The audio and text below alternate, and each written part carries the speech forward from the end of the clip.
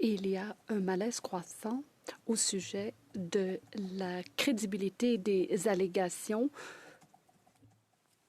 quant à l'Agence des Nations Unies, UNRWA, et sa complicité avec les actes terribles qui ont été perpétrés en octobre.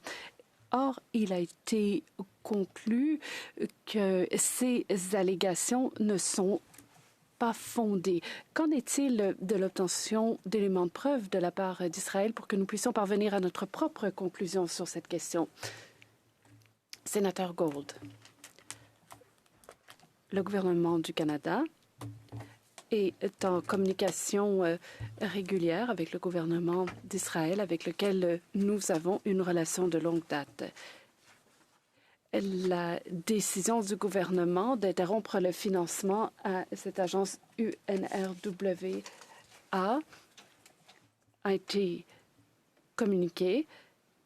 Du même coup, le gouvernement s'engage à ne pas diminuer son aide envers les citoyens de Gaza, mais veut simplement s'assurer que cette aide ne tombe pas dans les mains des terroristes du Hamas. Des discussions sont en cours et ces questions, comme vous le comprendrez, ont lieu entre gouvernements et ne sont pas communiquées à la population dans son ensemble. Question. Le malaise croissant au sujet de la crédibilité de ces allégations suggère que la voie prudente à suivre aurait été de maintenir le financement jusqu'à ce que des preuves claires soient fournies au sujet de ces accusations qui ont été portées contre l'UNRWA.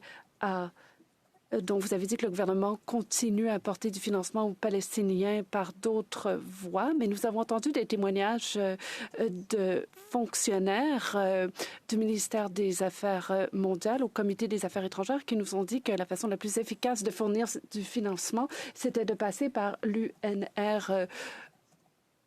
Alors, je vous demande de transmettre les préoccupations que j'ai au sujet de cette question. Sénateur Gold, je vais certainement communiquer vos préoccupations.